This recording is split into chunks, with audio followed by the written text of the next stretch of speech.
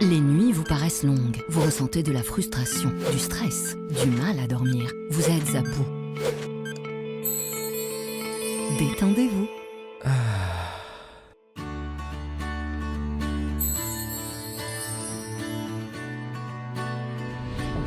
Réduction du temps d'endormissement, diminution des réveils nocturnes, relaxation. Une bonne nuit, ce n'est plus un rêve.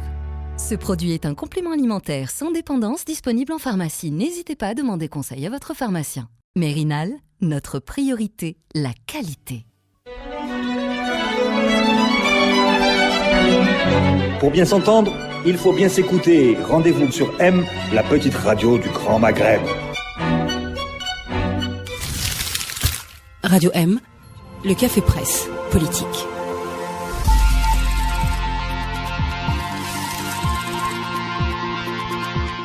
Bonsoir et bienvenue au Café Presse Politique. On est un peu en retard ce soir et un peu moins nombreux que d'habitude. C'est la grippe, le sida, mais on a la chance d'avoir avec nous le Adlan Meddi qui est de retour. On t'a pas vu depuis très longtemps. Bonsoir. Oui, 1984. Très bien. Bon placement de produit. Salut. Saïd Jafel, bonsoir. Bonsoir. Kadi Ihsan, bonsoir. Bonsoir. Alors, demain, c'est le 1er novembre et nous voilà réunis au Café Presse Politique pour parler du secrétaire général du FLN annonçant devant nous et devant le monde la candidature d'un président depuis 20 ans, s'apprêtant à poursuivre son œuvre. Ould Abbas, Gaïd Salah Bouteflika, génération 1er novembre. Aujourd'hui, incapable de transmettre le relais, incapable de trouver de l'orgueil dans ce qu'elle bâtit, dans ce qu'elle veut léguer aux enfants de ce pays. Lorsque je cherche le souffle du 1er novembre, ce n'est certainement pas en ces alphas mâles qui s'étripent autour d'un homme malade en chaise roulante que je le trouve. Le 1er novembre, ça me rend lyrique et aussi encore plus féministe que je ne le suis. Je pense à toutes les moudjahidètes qui se sont battues, qui nous ont libérés et qui ensuite sont retournées à leur métier, à leur profession et à leur foyer. Le 1er novembre, il souffle dans les poitrines de tous ceux qui résistent pacifiquement, dignement, face à ceux qui ont perdu tout sens de l'honneur. Alors, voilà, je suis désolée. Quoi ajouter de plus après cette tirade? Je suis désolée, voilà. Sur le 1er novembre. Voilà, oui. C'est le 1er novembre et l'annonce par le secrétaire général du FLN que le président Abdelaziz Bouteflika est le candidat du FLN. Alors ma première question est l'effet de la semaine. Ah oui, j'ai oublié. Voilà, j'en suis tout ébobie. Du coup, j'oublie. Alors Ihsan, bon, toi, tu as l'air d'avoir une image de la semaine que tu veux nous dire. Oui, je l'ai retrouvé. En fait, c'est un message perso. Il y a dans les commentaires de YouTube, c'est un message perso. Il y a quelqu'un qui a dit, vu la tonalité en général et celle en particulier de Qadi Ihsan dans le CPP, le dernier, on sent bien que l'équipe a peur de se retrouver en prison ou à la brigade de la gendarmerie, comme les 3 qui ont été arrêtés. Donc c'est ça un message. Donc je lui réponds, oui, j'ai peur de me retrouver à la gendarmerie nationale, j'ai peur d'être arrêté, j'ai peur pour le sort de Radio M. Mais bon, je pense qu'on va continuer à parler de ce dont on a toujours parlé, peut-être avec une tonalité qui va trouver différente. Mais surtout, le message que je vais envoyer, suivez-nous nombreux. Cliquez sur nos contenus de YouTube, commentez-les. C'est comme ça que vous allez nous protéger de la gendarmerie et de la génération de novembre qui veut pas partir.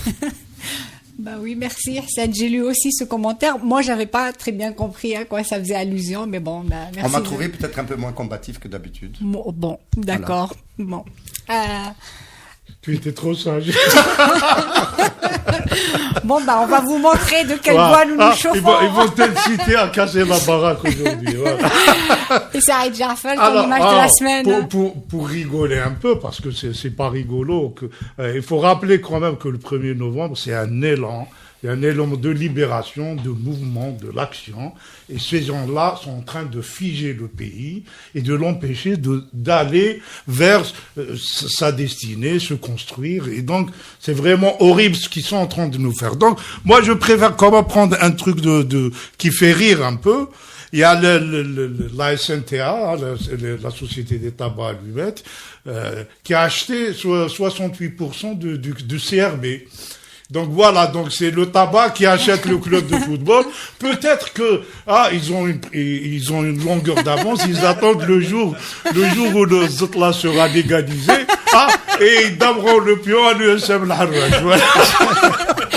Bon ben, L'Harraj. On a les cachets aussi. Hein. Donc on a l'industrie du cachet et du herbel. Moi, les matchs, c'était le Brésil, l'arrivée de l'extrême droite au Brésil. Mais au-delà de l'image du militaire, de sa nostalgie, moi, je voyais toute cette jeunesse qui défilait pour lui, qui disait que c'était une chance, etc.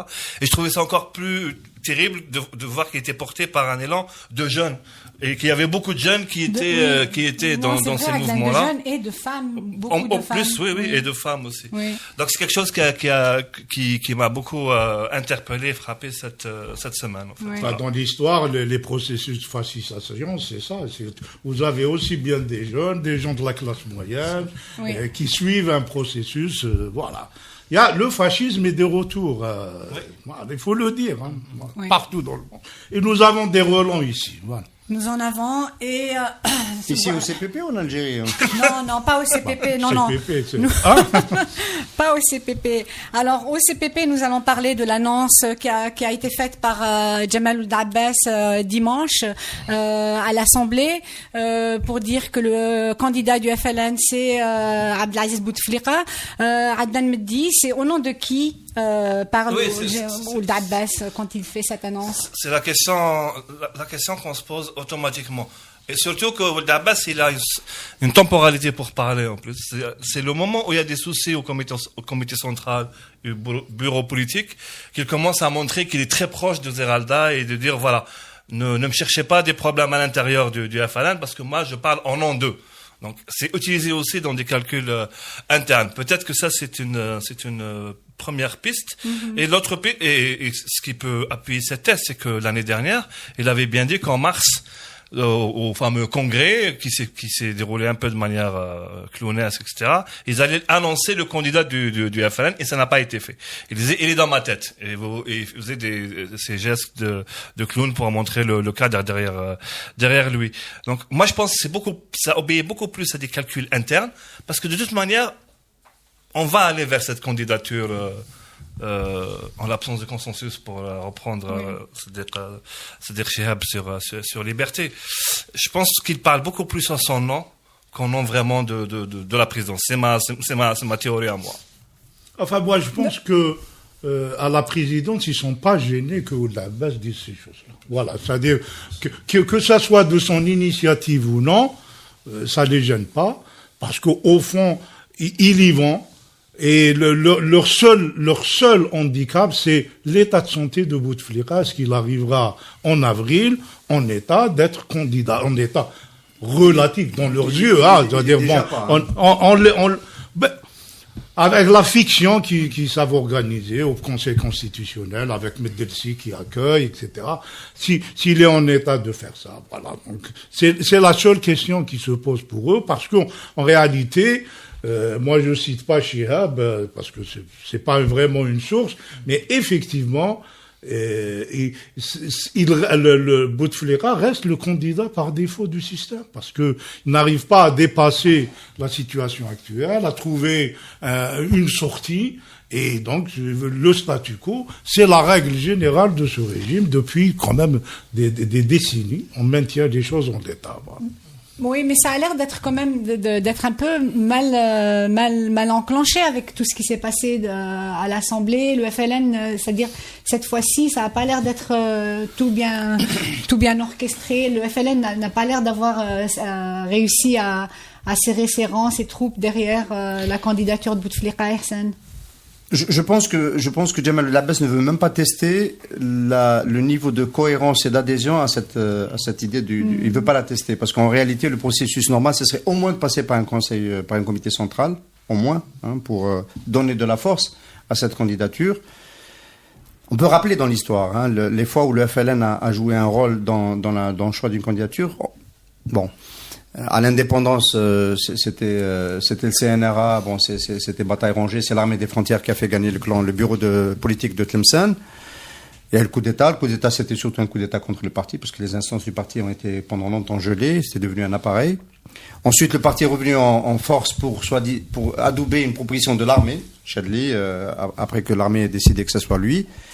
Et puis, on a eu, en fait, le moment le plus important, c'est quand même quand il a fallu que le FLN choisisse un candidat quasiment sur une table rase. C'était en 99 après la démission en 98 en décembre après la démission de Zaroual. Et le fait que Ben Hamouda à l'époque Boualem est appelé à soutenir, à faire de Bouteflika le candidat du FLN, c'était un moment qui a pesé parce qu'il fallait réunir une coalition de soutien à un candidat qui n'était pas encore président, qu'il fallait introniser. Depuis, le rôle du FLN est beaucoup moins important parce que on peut noter, c'est important, que le candidat du FLN a perdu en 2004. C'était Ali Benflis. Oui. Il a perdu contre le président, contre l'administration. Et les fois d'après, le FLN n'a pas joué un rôle décisif, y compris en 2014 pour le 4e mandat. On a bien senti que c'était plus l'administration. D'ailleurs, c'est Sellal qui a annoncé la candidature officiellement le 22 février 2014, un jour sinistre, à Oran, la candidature de Bouteflika pour un 4e mandat. Donc voilà, je rappelle tout cela pour dire que c'est pas quelque chose de très important, ça donne une indication, ça donne une orientation, mais ce n'est pas décisif encore aujourd'hui, d'autant que ce n'est pas appuyé par tout l'appareil et ce n'est pas appuyé par un congrès. Mais c'est le candidat du FLN, mais c'est surtout le candidat apparemment du consensus, comme le disait le secrétaire, le porte-parole du RND, qui a donné plusieurs arguments. En fait, cette histoire de candidat du consensus semble s'éterniser depuis quand même 2014. Depuis 1999. Non, mais je veux dire l'état de santé du président, le fait qu'ils n'arrivent pas à dépasser. Je veux dire, c'est l'impasse dans laquelle on se trouve vraiment aujourd'hui. C'est quelque chose. Je veux dire le côté spectaculaire et absurde de cette situation où où ils nous disent c'est le seul candidat sur lequel on peut s'entendre. C'est-à-dire pourquoi ils n'arrivent pas à trouver quelqu'un d'autre? Parce que ils calculent les coûts de fabrication d'un homme fort. Les coûts de fabrication d'un homme fort. Vous utilisez un langage économique. Je sors d'une émission d'économie. Le modèle de gouvernance des pays comme l'Algérie, c'est le modèle du Raïs. C'est le modèle où il y a des crises, il y a un émiettement du pouvoir, il y a une forme de collégialité. Dans l'histoire, je ne vais pas les rappeler, on a eu beaucoup. Et puis, il y a toujours une tentative de vouloir faire monter un homme fort. Il y a eu des hommes forts le Boumediene était un homme fort. Chadli, on a tenté d'en faire un homme fort. Il n'a pas été au niveau de Boumediene, mais il est devenu, quand même, à la fin des années 80, un homme fort. Chadli, Bouteflika est devenu un homme fort, et quand on calcule en termes de stabilité, en termes de possibilité de rester, le bloc dominant, de rester en position de dominer la société, on se dit de se mettre d'accord sur une nouvelle figure pour en faire un homme fort demain, parce qu'on ne réfléchit que comme ça. Ça va prendre du temps, ça va être compliqué, on va passer par des passages à gué qui vont être difficiles, et que peut-être finalement de continuer à investir sur la même figure, même si elle est obsolète, même si elle est hors service, c'est peut-être moins coûteux que de reconstruire une nouvelle figure forte. Et c'est ça le consensus. On va laisser faire quand même, on a cette image-là, cette icône avec laquelle on a fait 20 ans, et dans le monde, ce qui se passe dans le monde aide aussi avec cela. Enfin, les images de Poutine, d'Erdogan, aujourd'hui dans les pays des hommes. Bon, Bouteflika n'est pas un homme fort au sens où il tape sur la table, il bouge pas. Mais son système est tellement en place depuis tellement longtemps qu'aujourd'hui on l'envisage comme ça. Et donc voilà, il est difficile de faire un consensus, de trouver un consensus sur une nouvelle figure, parce que c'est compliqué de dresser un homme fort, de remonter, de reconstruire, de proposer dans un pacte à la société une figure forte. Mais on n'envisage pas l'autre cas de figure, celui où on redonne du pouvoir à la société, au peuple, au suffrage universel, et puis on construit des équipes et de l'alternance autour des équipes. Ça, c'est un modèle de pensée politique, qui n'existe pas au sein du régime algérien. Mais est-ce que, si on parle de la question du consensus, c'est un consensus entre plusieurs acteurs. Est-ce qu'on connaît aujourd'hui la configuration du système à l'intérieur? Parce que l'impression que ça donne, après toutes les guerres, toutes ces guerres qu'a menées le clan présidentiel à l'intérieur même du système, on fait qu'il y a une désertification un peu des acteurs aujourd'hui. Et même une clarification pour prendre un truc plus... Il y a le bloc de la présidence, le clan présidentiel. qui est physiquement Zeralda et la famille, on va dire. Après, on a à côté appuyé sur le chef d'état-major.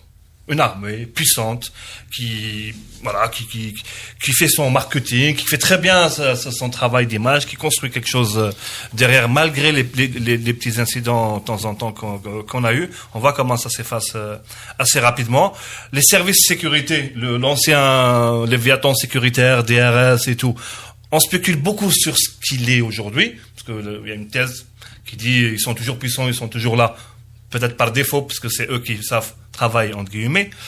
Et l'autre thèse qui dit ils sont complètement sous les ordres de Zeralda. Mais même en rajoutant les services de sécurité, on n'a que 3 acteurs très définis. Et ils n'ont pas besoin d'avoir un consensus autour de Bouteflika. Moi, je pense que c'est juste à force de l'inertie. On est dans un système qui se retrouve bloqué dans une voie, et il peut faire ni un pas à gauche, ni un pas de droite.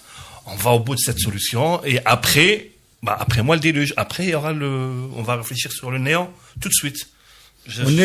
On est en fait toujours dans la crise. Le mot crise à l'origine, hein, c'est une situation où tu dois faire des choix.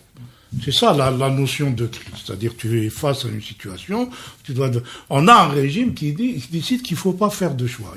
Et on reste tel qu'on est, on fait pas d'autre choix que celui où on est. Et du coup, on est en train d'entretenir une situation qui est manifestement néfaste, hein, faut dire, au plan du pays. Des Algériens nombreux qui sont pas dans le système et qui sont des Algériens normaux sont humiliés par la situation qu'ils vivent, par l'image que finalement le régime lui-même nous renvoie de l'extérieur, des gens qui se moquent de l'Algérie. Il y a des émissions aujourd'hui qui se sont faites autour de l'Algérie, on se moque de l'Algérie. Et ça, c'est une image qui est infamante pour de nombreux Algériens, tout simplement parce que on a des gens qui détiennent les leviers du pouvoir, qui savent que la situation n'est pas bonne, mais ils ne choisissent pas, ils maintiennent la situation comme ça. Alors. Oui, mais justement, c'est le moment où il y a cette annonce, justement, où on sort un peu de l'Algérie, où il y a cette image, on sort un peu de l'entre-soi entre Algériens, où on a l'habitude d'avoir ce président sur chaise roulante de notre humiliation entre nous, et ça devient une information internationale. Donc d'abord, il y a l'aspect président depuis 20 ans, donc refus de l'alternance au pouvoir, et il y a l'aspect vraiment humain qui est vraiment difficile. Et qu'est-ce qui est le plus pénible pour vous? Arsène, toi, c'est-à-dire, tu dis que tu as parlé tout à l'heure de l'homme fort qu'ils ont mis, mais là c'est complètement à contresens cette image de... Non, ce qui est pénible, le plus pénible, c'est l'incapacité des élites de pouvoir à imaginer l'avenir. Voilà, c'est ça qui est le plus, c'est-à-dire à tel point qu'on ne peut plus l'imaginer autrement que par la situation figée dans laquelle on nous met. Moi, je voulais ajouter quand même dans la théorie des acteurs que vient de développer Adlène, le fait qu'il y a quelque chose qui a changé depuis on va dire l'automne 2013, l'automne-hiver 2013-2014 par rapport à la situation où nous sommes. La fin de l'été 2013, il y avait 3 acteurs quand même. Il y avait trois véritables. Il y avait la présidence qui voulait, en dépit de l'AVC de Bouteflika, qui continue. Enfin, nous, on était naïfs, hein, on ne pensait pas qu'il allait le faire. Il y avait les services qui étaient réservés. Général Toufik était réservé sur cette solution-là. Et il avait même tenté de faire avancer un pion. C'était Abdelmalek Sellal. Et puis, il y avait Gaël Salah. Gaël Salah a joué un rôle décisif. Il a dit, c'est lui. Et il s'est mis parce qu'il y a rivalité avec Général Toufik, parce que, pour un tas de calculs, il a choisi de soutenir Bouteflika et ça a été décisif. Et finalement, Général Toufik est tombé suite à cela. Bien. Aujourd'hui, le jeu est plus simple. Aujourd'hui, on ne peut plus dire qu'il y a 3 acteurs. Parce que l'acteur service, il s'est beaucoup amenuisé. Il joue, peut-être après, on dit qu'il est malade. Au passage, donc, il doit faire face à l'accusation du commandant Asdin, qui l'accuse d'avoir fait assassiner son gendre dans une vidéo qui est passée donc sur les réseaux sociaux la semaine dernière, qui aurait pu être d'ailleurs un sujet de discussion dans le café presse politique d'aujourd'hui. Donc, les services sont au plus bas. on va en parler tout à l'heure, peut-être, Ousmou qui les attaque de cette façon-là. Le Nahar, enfin, le patron de Nahar. Donc, on est maintenant passé de la logique A3 à une logique binaire, qui est état-major, présidence. Alors, ce que ça a de pas intéressant, c'est que peut-être que le consensus, il est encore plus facile à faire, puisqu'on a un acteur de moins. Par contre, on peut être dans un scénario tunisien plus facilement.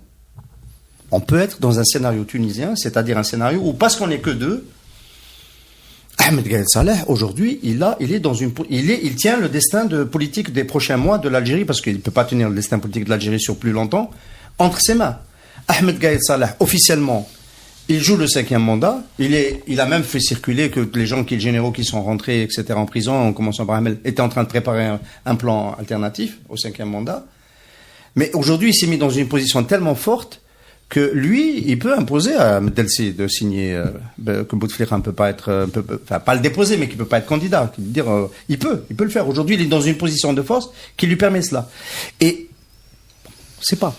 Ahmed Gaïd Saleh peut, à la dernière minute, ne plus rester sur la feuille de route du 5e mandat et considérer, on n'est pas dans la passation de pouvoir, la génération de novembre. Ahmed Gaïd Saleh, c'est pas la génération du 1er novembre, c'est la génération de la guerre de libération nationale. Moi, je fais toujours un distinguo entre ceux qui ont déclenché et ceux qui ont rejoint. Bien. Il peut faire ce geste.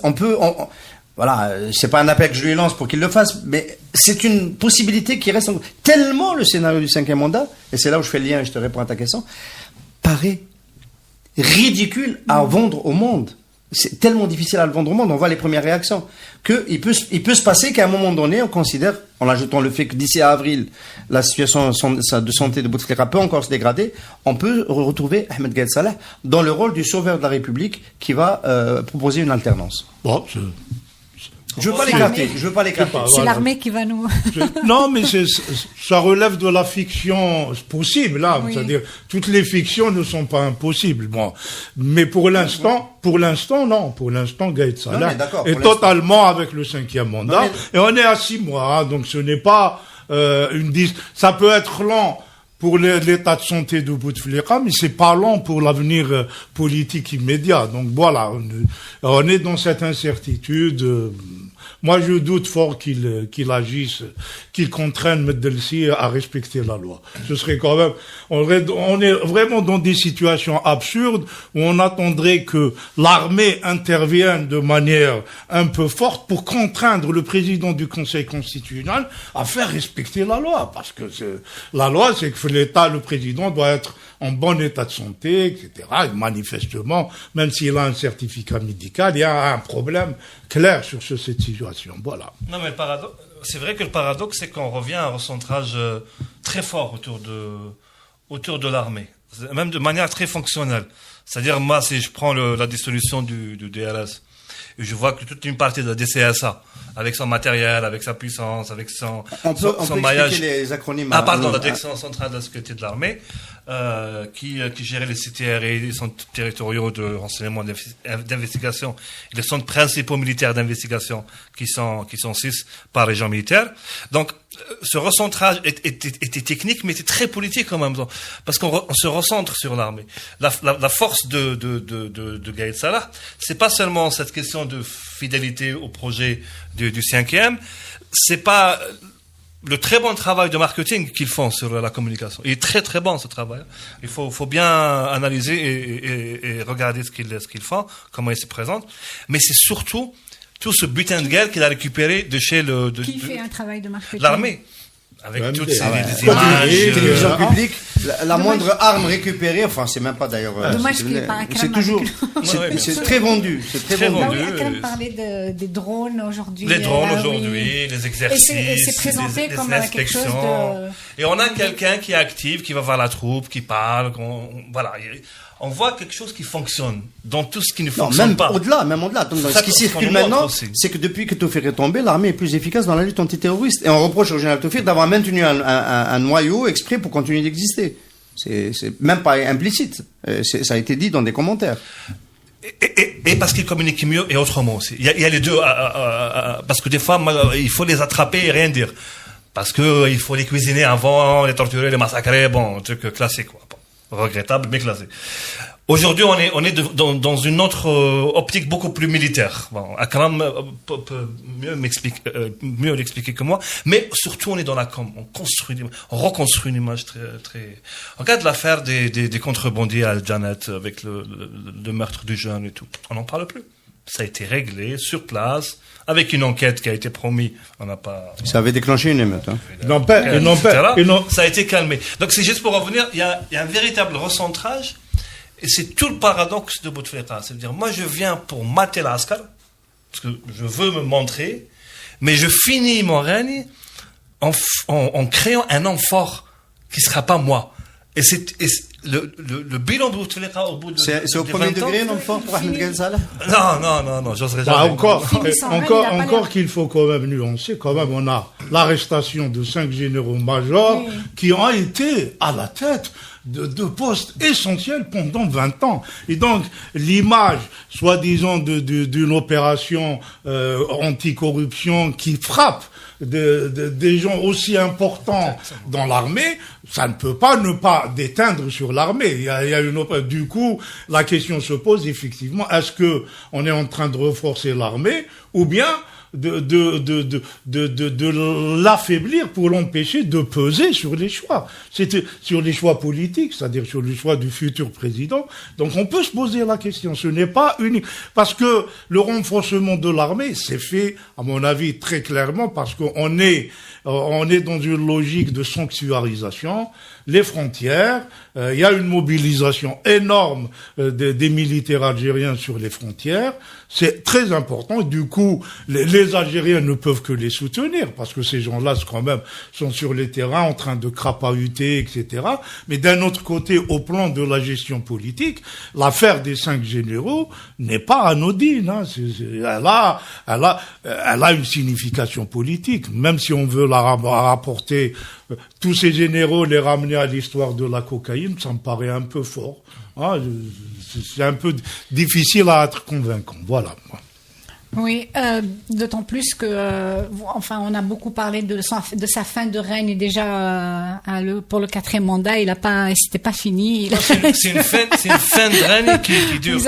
On en parle depuis le 4e. C'est une interminable fin de règne du régime. C'est-à-dire même le régime lui-même perd sa capacité à convaincre. Aujourd'hui, il faut rappeler quand même, on oublie toujours, les Algériens ne votent plus. Il y a au maximum 20 à 23% d'Algériens qui votent, et ça fait ce qu'on peut considérer comme la base sociale du régime. C'est celle-là qui, en fait, va trancher. C'est pour ça que quand il y a Bouteflika contre Benflis, c'est Bouteflika qui l'emporte, parce que ce sont ces 23% qui décident. Le reste des Algériens ont décidé de ne pas participer. Prenons le pari que le 1er novembre de demain, ce sera le dernier 1er novembre, assistant à un président de la République algérienne qui soit de la génération de la guerre de libération nationale. On te verra. Ce serait la meilleure manière d'honorer en novembre, effectivement. Oui. Hassan, tu es vraiment très optimiste.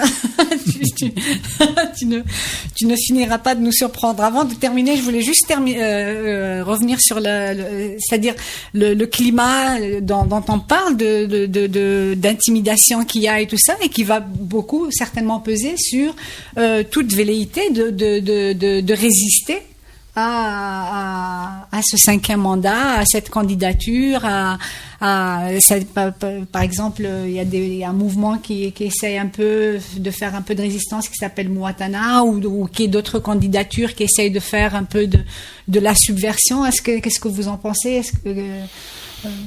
Il faut pas que ça bride les mouvements sociaux qui s'expriment sur des revendications catégorielles. Il faut que ça continue. Je trouve que ça continue. Ça va continuer. Ça, c'est pas les étudiants, les mastérants, les doctorants. Il y a des catégories sociales qui vont continuer à bouger sur des agendas qui sont propres à des intérêts proches, qui sont pas des intérêts de niveau politique encore.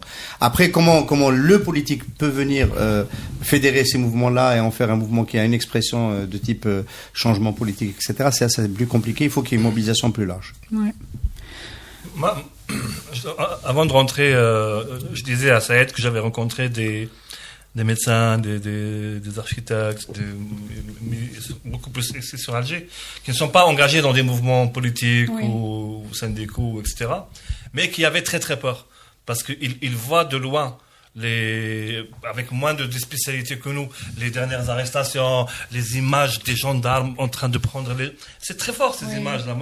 Il faut faire attention à l'impact que ça va avoir, et ça fait très peur. Pourquoi ça fait peur? Ça fait peur parce que on montre qu'il y a un appareil de l'arbitraire qui est là, qui peut tomber n'importe où, n'importe comment. Voilà, il y a une météorite qui peut tomber comme ça par hasard et elle emporte. Vu l'état de la justice et des institutions, ça a créé une sorte pas de peur panique un peu horizontale dans la société, mais moi dans mon entourage je la sens déjà un peu sans parler de nous comme journalistes, on en parlera après.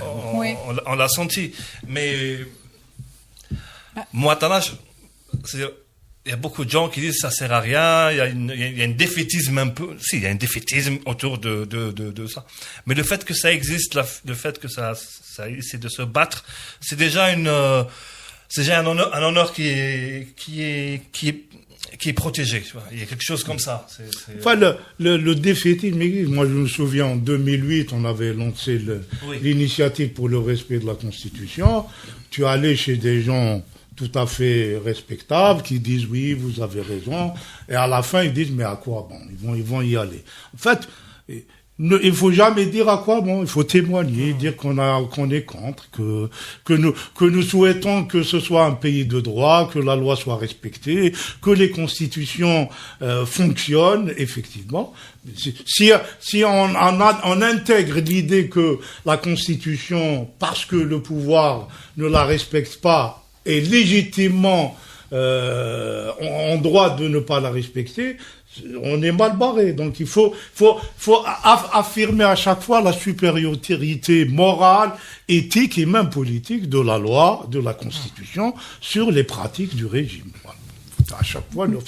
Merci Saïd. Restez avec nous pour la deuxième partie. Nous allons justement parler du climat de terrorisme médiatique contre les journalistes et d'autres personnalités. Merci, à bientôt.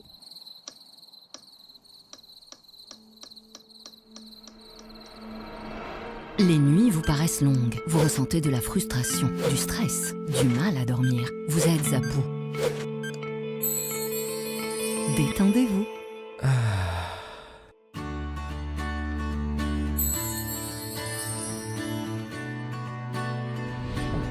Réduction du temps d'endormissement, diminution des réveils nocturnes, relaxation. Une bonne nuit, ce n'est plus un rêve. Ce produit est un complément alimentaire sans dépendance disponible en pharmacie. N'hésitez pas à demander conseil à votre pharmacien. Mérinal, notre priorité, la qualité. Pour bien s'entendre, il faut bien s'écouter. Rendez-vous sur M, la petite radio du Grand Maghreb. Radio M, le café presse, politique.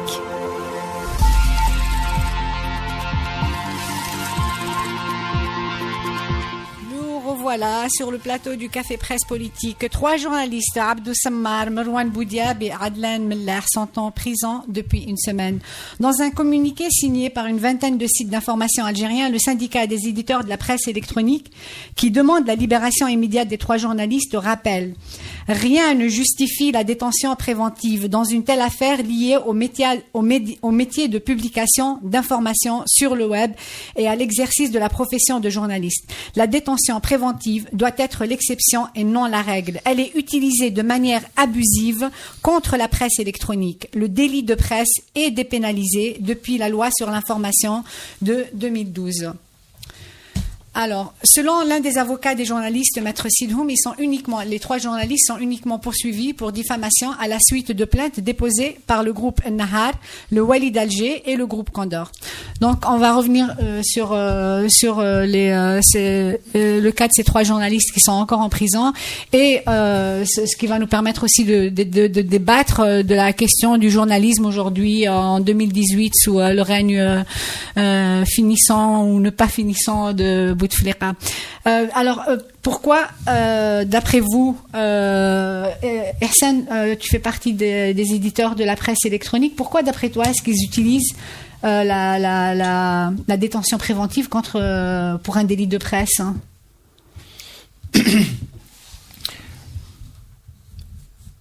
Il faut noter qu'il y a d'autres journalistes qui sont déjà en prison. Enfin, on avait fait un rassemblement au sujet de Saïd Chitour. Ça les gêne pas de mettre les journalistes en prison. Saïd Chitour qui a été suite justement au rassemblement du 22 octobre conduit à l'hôpital. Alors on ne sait pas à ce moment si c'est plus une mesure d'élargissement et un régime carcéral un peu différent quand même à l'hôpital, ou c'est parce que son état s'est encore dégradé. Mais il semblerait que ce soit plutôt une première réaction pour essayer d'adoucir les conditions de sa détention. Ils veulent faire peur. La réponse, c'est qu'ils veulent faire peur. Ils veulent faire peur. S'ils voulaient, on va dire, mettre le holà à une forme d'édition qui est en train de se développer dans l'espace cyber et qui ressemble de plus en plus à de la cyberdissidence. Si vous voulez mettre le holà, il y avait des occasions pour le faire depuis beaucoup longtemps. Il y a quand même de grosses affaires qui sont sorties. Ahmed DZ travaille depuis longtemps. C'est pas la première fois qu'il sort quelque chose qui gêne le pouvoir. Dans le cas de Mediapart, Algérie Part également, il y a eu des enquêtes Algérie Part, qui est le site électronique de Abdou Samar. Ils le font maintenant. Moi, je pense que c'est beaucoup lié à l'agenda politique, c'est-à-dire que c'est le moment où il faut faire peur. Et quand on veut faire peur, on ne fait plus attention aux normes. On a l'impression que dès le départ, dès la convocation chez la gendarmerie, le but c'est la détention préventive. Il n'y a pas une enquête à charge et à décharge. Dans un cas comme ça, sur la forme, on écoute les plaignants. Enfin, je ne sais pas ce qu'ils reprochent. On présente au juge d'instruction et puis on va en procès pour vérifier si, entre-temps, l'instruction se poursuit. Si on peut, à la limite, si on considère qu'il y a des charges qui sont supposées être lourdes, qui pèsent sur la partie, sur le prévenu, etc., on peut le mettre sous contrôle judiciaire. On peut l'empêcher de partir à l'étranger pour bien s'assurer qu'il sera là dans 1 mois, 2 mois, 3 mois, le temps que l'instruction se développe et qu'elle puisse amener le juge à juger en toute impartialité, à charge et à décharge. On n'est pas du tout dans ce processus. On est dans un processus univoque, d'urgence, en fait, qui obéit à une injonction de type répressif. Ça, nous ne pouvons pas l'accepter. Il faut souligner que le respect des formes, c'est par essence ça qui fait l'état de droit. Nous avons eu une situation totalement inédite. Moi, j'ai vécu le parti unique. Et donc, les années 90, on n'a pas eu de situation pareille où on a une télévision qui s'installe devant le bureau du juge d'instruction. Tu parles de Nahar. Je parle de Nahar, qui s'installe devant le bureau du juge d'instruction, filme des prévenus, les accompagne dans l'escalier jusqu'au fourgon cellulaire. Il y a quelque chose d'inouï. Dans cette forme, on n'a jamais vu. Pourquoi la justice accepte qu'une situation pareille, inédite, qui n'a jamais... Même pour les terroristes, on ne les filmait pas. Il n'y avait pas d'image sur les terroristes. À part quand on arrêtait les gens, on leur faisait des aveux. Ça se passait ailleurs. Ça se passait jamais dans un territoire qui est celui, l'espace de la justice, où, par essence, la justice défend le justiciable. C'est-à-dire, la présomption d'innocence est au cœur du fonctionnement de la justice. On ne juge pas les gens, on ne les étrie pas, on ne les lynche pas. Nous avons assisté à une scène de lynchage inouï, qui n'est pas digne d'une république, il faut le dire. C'est grave ce qui est arrivé, c'est absolument innommable. C'est fort. C'est-à-dire, on a une chaîne de télévision qui s'installe comme si c'était un corps constitué, comme si c'était la gendarmerie et la justice, qui montrent les individus, les films, les juges et les lynchent. Où est-ce qu'on en est? Où est-ce qu'on est? On est dans la jungle ou on est dans un État? Il faut rappeler. Non, je pense pourquoi il faut rappeler ces choses-là. Parce que dès qu'un État ne soucie pas des formes, ça veut dire qu'il bascule dans la brutalité la plus inouïe. Et ça, c'est inacceptable. Ça suffit. Nous avons suffisamment vécu des preuves de dévoiement, de dérive, d'atteinte aux droits de l'homme pour qu'on accepte aujourd'hui, en 2018, qu'on traite les gens de cette manière.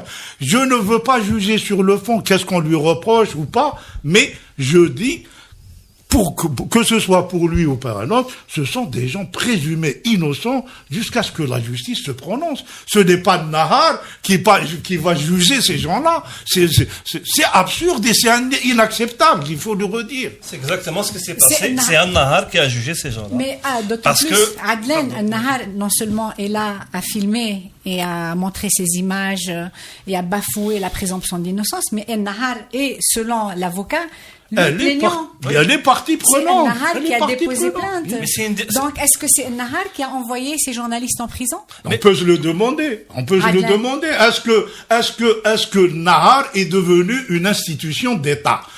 Alors que, on le sait, c'est juste les correspondants étrangers d'une chaîne étrangère. Il faut rappeler qu'est-ce que c'est que Nahar et toutes les chaînes de télévision algériennes. Ce sont des chaînes offshore. Formellement, au plan du droit, ce sont que des correspondants étrangers d'une chaîne étrangère. Alors, imaginez, mettez-vous dans la tête, messieurs, la justice algérienne et la gendarmerie algérienne qui se mettent en cadre devant une chaîne étrangère pour filmer des Algériens et les présenter comme déjà des présumés coupables. C'est insupportable. C'est vraiment insupportable.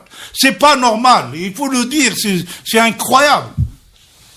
Merci Saïd. Je comprends ta colère. C'est absolument choquant. C'est absolument choquant. Non, c'est choquant. Parce que les images dont je parlais tout à l'heure, c'est-à-dire, tout ce qui est justice, le procureur, tout ça, c'est vraiment du maquillage, etc. Ce qu'il fallait faire, c'est il fallait punir ces gens de manière publique, les humilier devant leur famille. Après, ils vont dire à dossier Farrar, on les sort, ou bien on va leur trouver un truc en prison pour les garder, comme ça s'est passé avec Général Ben Hadid, si on se rappelle très bien. C'est le même dispositif, c'est-à-dire, l'emmener en justice et instruire une affaire, ça c'est pas important. Mais le plus important, c'est je te braque moi dans l'autoroute, je te mets les calages sur la gueule et je t'emmène en prison à Harrach le soir, etc. C'est ça qui est important. C'est vraiment c'est de la barbouzerie. Le problème de Nahar ou des autres journaux, des journaux qui ne respectent aucune éthique, d'autres médias, etc., c'est que c'est le résultat d'une barbouzerie. L'État, le système Hadatana, il peut pas vivre avec des journaux normaux, avec des médias normaux, avec des télés normales. Regardez ce qu'il fait. Il utilise la précarité juridique des médias pour les enfoncer. Pour dire, les médias électroniques. Ministre de la Communication a dit ça. Il n'aime pas les médias électroniques. D'où on te demande d'aimer les médias électroniques? Tu es une autorité. Mais il a décidé qu'ils n'existaient pas déjà. Oui, voilà. Tu es une autorité, tu n'es pas là pour aimer ou ne pas aimer.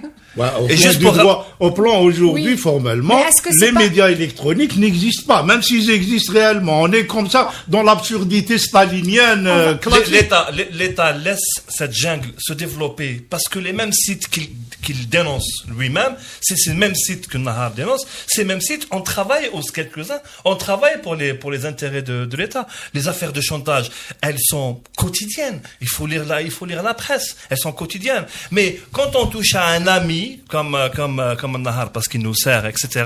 Là, on sort la grosse artillerie et ça devient quelque chose d'assez spectaculaire et choquant, profondément choquant. Oui, on va revenir sur les questions de presse électronique et du fait qu'ils utilisent le journaliste. En fait, ils utilisent l'argument qu'ils ne sont pas des journalistes parce qu'ils sont des journalistes de la presse électronique. Mais pour rester sur Nahar, quand même, Nahar depuis quelques semaines, ils sont en train de prendre un rôle extrêmement troublant. Ils ont annoncé, c'est eux qui nous annoncent toutes les informations importantes qui touchent à ce pays. C'est eux qui ont annoncé l'incarcération des journalistes, des généraux. C'est eux qui disent au général Tarta qu'il sait pas faire son métier, pour la crise de l'Assemblée nationale. C'est eux qui voient exactement. Alors que en l'absence, pendant qu'il y a le silence total des médias publics, de la télévision nationale, de l'agence de presse, etc. Donc, Saïd Jaafar, je me souviens, toi, tu avais utilisé le mot machine de guerre il y a quelques semaines dans un café presse politique. Est-ce que le régime est parti en guerre? Qu'est-ce qui se passe? Ils sont lancés en guerre et c'est leur. C'est une manière que je trouve moi vicieuse de fonctionner, parce que avant, quand on arrêtait un général, la formule la plus simple, c'est un communiqué, même si c'est langue de bois, qui passe par l'APS. C'est-à-dire, c'est clair, c'est net, on sait que c'est officiel. Là, on a depuis, ce n'est pas quelques semaines, hein, ça fait depuis presque une année, tout est en train d'être émis. Vous savez que l'APS n'a rien donné sur les généraux. Oui. Rien. Est-ce que moi je suis un ancien de l'APS. Je peux dire combien c'est choquant. C'est-à-dire vous avez une agence officielle qui est soi-disant l'expression par excellence du fonctionnement gouvernemental, etc., qui est à côté et l'information qui est vraie, qui est après tout, elle est vérifiée, elle passe par Nahar. On a un pouvoir qui est en train de contraindre tous les médias et tous les Algériens à s'informer par le biais d'un média qui n'a rien d'officiel. Donc, c'est pour ça que je dis tout à l'heure, on est en train d'instituer Nahar comme un corps constitué par devers la loi et contre la loi. Nahar n'est pas un corps constitué, c'est une chaîne privée, et c'est même pas, c'est un bureau d'une chaîne étrangère qui est en train de devenir le gouvernement par excellence. Il est temps de le dire. C'est quoi? Qu'est-ce qu'ils sont en train de faire? Pourquoi ils font ça? Pourquoi ils n'informent pas les Algériens de manière normale? Moi, si la profession était bien organisée, j'aurais appelé à dire: nous refusons de prendre une information diffusée par Nahar. Si c'est pas l'APS ou le NTV qui la passe, pour revenir au temps du parti unique, je ne prends qu'une information qui est diffusée par l'APS et le NTV. En fait, être obligé de prendre Nahar, je trouve, moi, c'est une situation honteuse et insupportable. En fait, ça me fait penser à, on va dire, à une organisation générale du pouvoir politique qui est dans l'incapacité. En fait, Bouteflika, quand il est arrivé, il a trouvé des acquis qu'il n'a pas aimé. Il l'a dit tout de suite. Hein. Il n'a pas aimé. Le multipartisme, il n'aimait pas beaucoup. Il l'a subi. Liberté syndicale, liberté publique, liberté de la presse. On n'a aucun acquis depuis. Sur le plan de pratique, tu viens de le rappeler, les télévisions qui sont les filles du printemps arabe, parce que c'est après le printemps arabe qu'il a fait cette concession, elles sont à mi-chemin, elles ont un statut d'étranger. En fait, pour faire le lien avec la première partie, enfin, c'est triste à dire, mais avec Bouteflika, avec Jamal Abdel Abbas, avec Ahmed Gaïd Saleh, avec le général Toufir, qui a sévi, qui a maintenu ce système pendant très longtemps, on a le mauvais résidu de la génération du 1er novembre. On a le plus mauvais résidu, c'est-à-dire que les scories, on a vraiment les scories. On a, parce que la partie dynamique de cette génération-là, elle est partie. Oui. La partie dynamique, c'est celle qui a fait la guerre de libération, c'est celle qui a libéré le pays, c'est celle qui a tenté de le moderniser, c'est celle qui s'est opposée au système pour essayer de le moderniser. Je pense notamment à Hussein Aïd Ahmed. Et après, c'est ça qu'on a. Et dans tous les secteurs, ça se caractérise par des attitudes, des situations délétères, par du statu quo, par du cloaque. Je suis désolé d'utiliser des expressions nauséabondes. De créativité. Voilà. Et dans la presse, ça donne ce qu'a décrit à l'instant Saïd. C'est terrible, mais c'est de ça que c'est venu. Il faut pas que ça bouge. On ne gère pas. Il y a une excellente interview de Maître Sidhoum sur dans le Watan qui dit la responsabilité de cette situation, c'est l'État. C'est complètement l'État. Si aujourd'hui, on le disait la semaine dernière, on est en face à cela, une cyberdissidence qui reprend un peu les atteintes à la vie privée avec lesquelles on n'est pas d'accord, etc. Et Nahar, c'est parce que l'État a choisi cette situation-là. Il a complètement choisi. Mais alors justement, sur ce point-là, Nahar a communiqué beaucoup en disant qu'ils sont accusés d'extorsion de fonds, de chantage, etc. Et Maître Sidhoum dit qu'il n'y a rien de tout cela. Ils sont accusés de diffamation. Il n'y a pas la moindre accusation. Et il parle aussi, donc déjà l'avocat nie qu'il y ait des accusations d'extorsion de fonds, etc. Et lui-même parle de la situation de la presse électronique. Ce dont on parle, Nahar est un révélateur. Parce que, il faut le dire, nous avons un système, l'APN, Ces gens-là débarquent le président de l'APN contre la loi et contre le règlement de l'intérieur. On a partout un mépris total de la loi. Vous savez, en Algérie, beaucoup d'Algériens ne sont même plus dans l'ambition démocratique. Ils sont juste dans l'ambition d'avoir un État qui respecte les formes et les lois qu'il a lui-même mises en place. C'est-à-dire, ce n'est même pas des gens qui sont révolutionnaires, qui voudraient basculer les choses. Non, vous avez des lois, vous avez mis en place ces lois, respectez-les. Or, on ne les respecte pas, parce que moi, ce que je vois, c'est totalement l'irrespect de la loi, et c'est de là que tout dérive. Nous, les sites électroniques ne peuvent pas exister normalement. Moi, j'ai une carte de presse qui remonte à l'époque du parti unique. C'était signé par le ministre de l'Intérieur et le ministre de la Communication.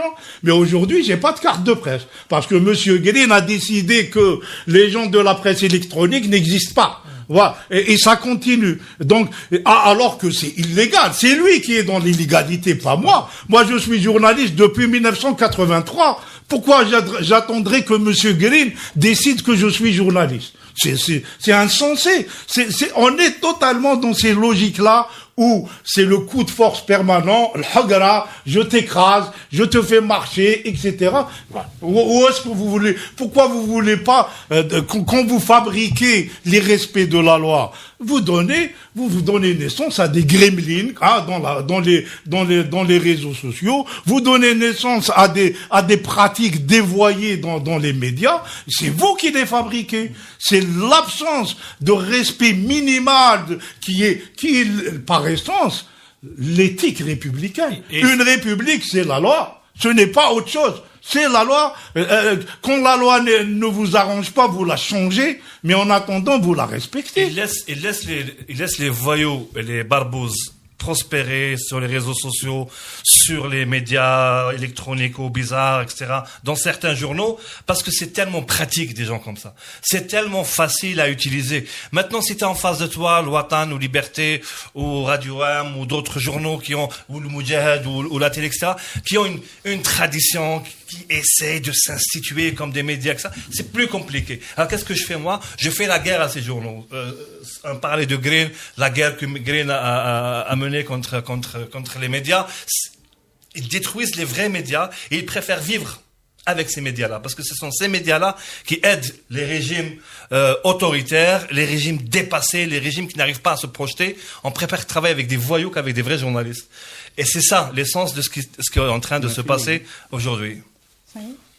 Mais mais je voulais juste rappeler aussi que le syndicat de la presse électronique avait fait un pacte, avait proposé un pacte d'avenir qu'il avait envoyé aux autorités pour être reconnu comme une presse à part entière, comme des journalistes à part entière, et la réponse certaine a été le ministre, c'est triste à dire, il veut pas recevoir un syndicat qui n'est pas reconnu. Il nous a proposé de nous recevoir média par média, chacun séparément.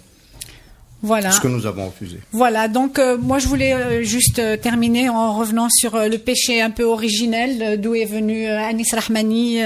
Nahar, c'est quand même quelqu'un qui est sorti des années 90, journaliste sécuritaire. Les années 90, c'est quand même les années qui ont connu les plus de dérives dans les médias, et où quand même on a vu des journalistes faire quand même leur métier, et on restera là et on continuera. Il y aura encore des journalistes qui vont quand même, comme Saïd Jafar, qui traversent toutes ces voilà, non, mais voilà, qui continueront, qui ont vu les GIA, qui ont vu les DRS, qui ont vu tous ces gremlins, et qui vont continuer à dire leurs mots. Et c'est affligeant, parce qu'ils bloquent le pays. C'est ça le plus honteux. Nous sommes à la veille de 1er novembre. L'élan libérateur de ces gens-là ne sont pas à la hauteur de cet élan-là. Il faut le marteler, c'est grave. Vous tournez le dos à l'éthique même de la révolution algérienne. Ah. Voilà, Saïd l'a dit. Merci, bonsoir, à la semaine prochaine.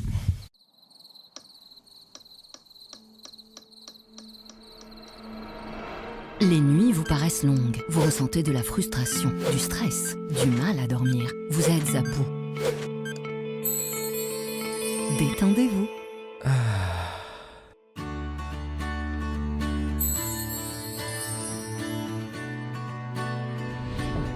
Réduction du temps d'endormissement, diminution des réveils nocturnes, relaxation. Une bonne nuit, ce n'est plus un rêve. Ce produit est un complément alimentaire sans dépendance disponible en pharmacie. N'hésitez pas à demander conseil à votre pharmacien. Mérinal, notre priorité, la qualité. Pour bien s'entendre, il faut bien s'écouter. Rendez-vous sur M, la petite radio du Grand Maghreb. Radio M, le café presse politique.